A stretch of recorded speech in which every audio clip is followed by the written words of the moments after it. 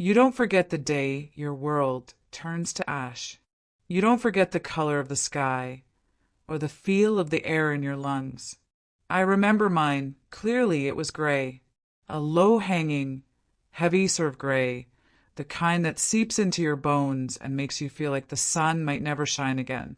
That was the day we buried my son, my only child, my Michael.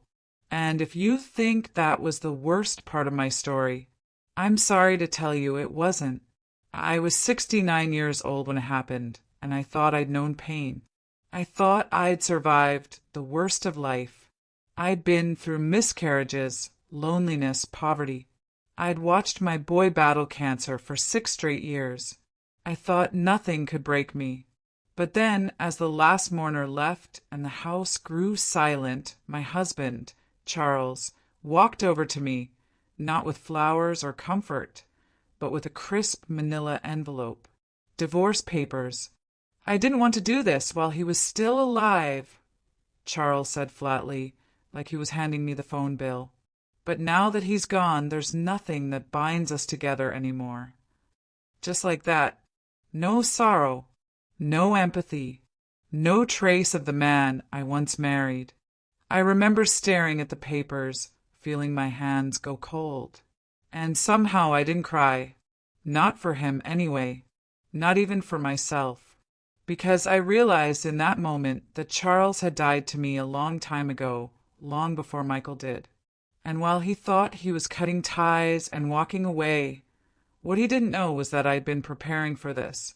Not consciously, not vindicatively, but in quiet, steady ways, like a woman who finally starts saving receipts, or writing things down she never used to, like a mother who'd spent 18 years trying to hold a family together by sheer force of love, while the man she married drifted further and further into cold indifference. Charles thought the end of our marriage would be quick and easy. He thought handing me that envelope would free him from any guilt, any accountability. But he had no idea. No idea who I had become. No idea what I had kept. No idea what was coming next. So I took the envelope. I folded it, and I looked him dead in the eyes.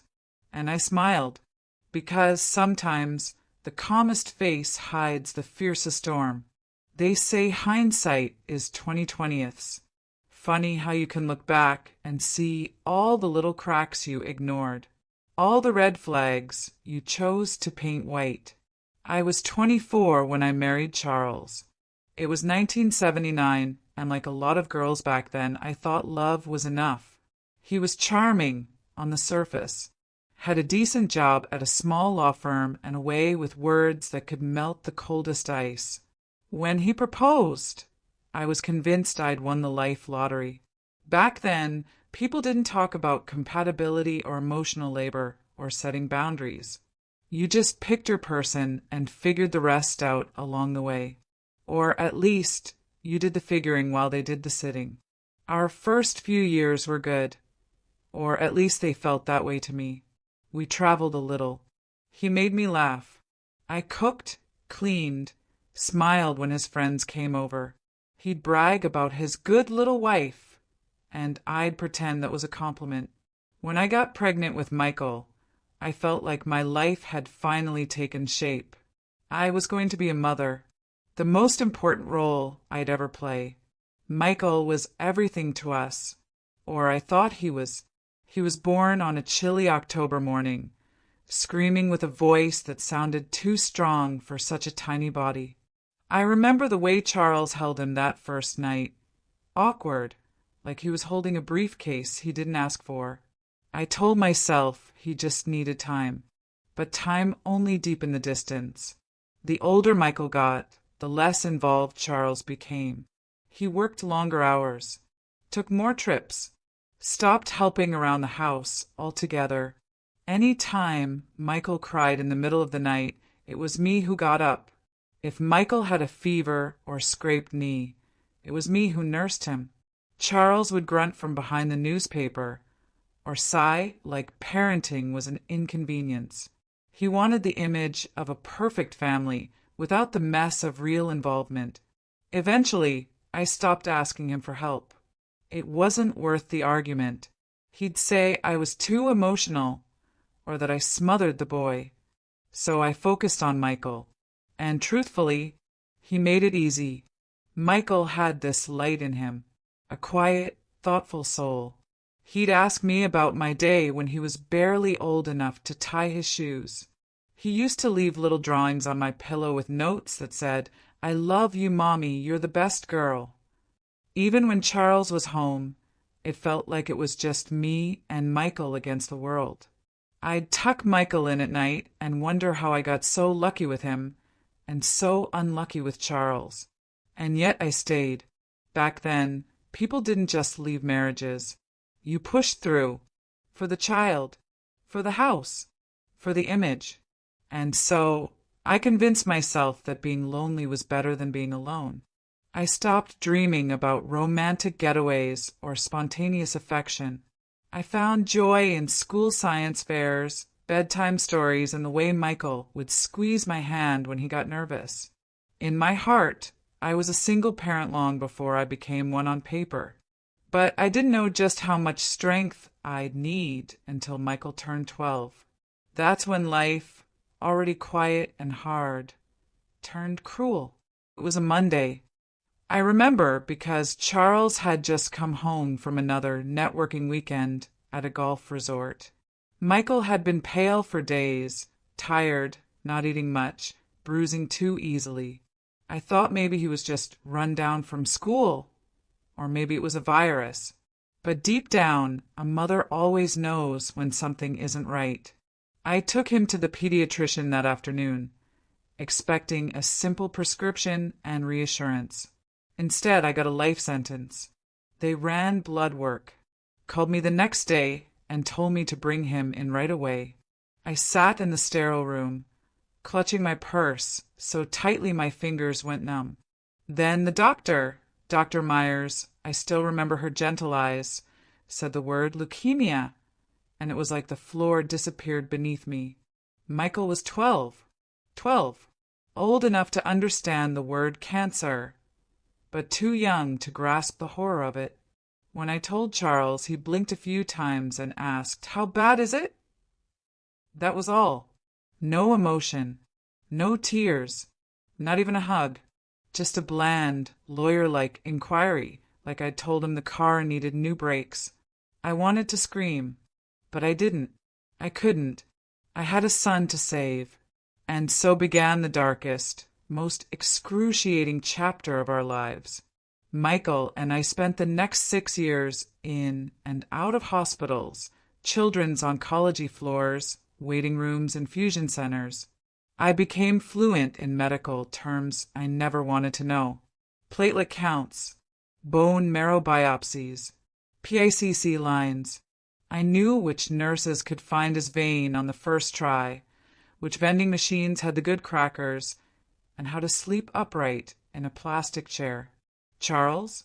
He came to the hospital maybe once every few weeks, usually after a partner at his firm called to check in.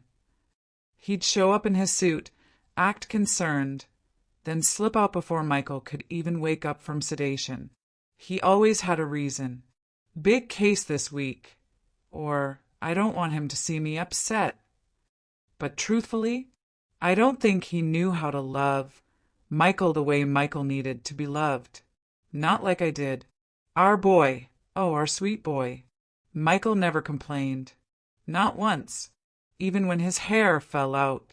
Even when the nausea was so bad he couldn't lift his head. Even when the treatments stopped working and the doctors quietly pulled me aside. He was braver than I ever was. He'd smile at the nurses and ask them about their day. He made little Lego gifts for the other sick kids. And no matter how weak he got, he never stopped squeezing my hand when I read him bedtime stories, even at 17. There were moments, small, beautiful moments, that I hold on to. Like the time he asked me to help him write a letter to God, not asking for healing, but thanking him for giving me the best mom in the world. I cried for 3 days after that. By the time he turned 18, the cancer had spread to his spinal fluid. They told me we could try another round of treatment, but the chances were slim. He knew. He told me, "Mom, it's okay to let go. You fought harder than anyone." He passed away in hospice 3 weeks later, quietly, peacefully, with my hand in his and his little stuffed dog under his arm, the same one he'd slept with since he was 4. I felt like my lungs collapsed that day, like someone had turned the world to grayscale and the air to glue.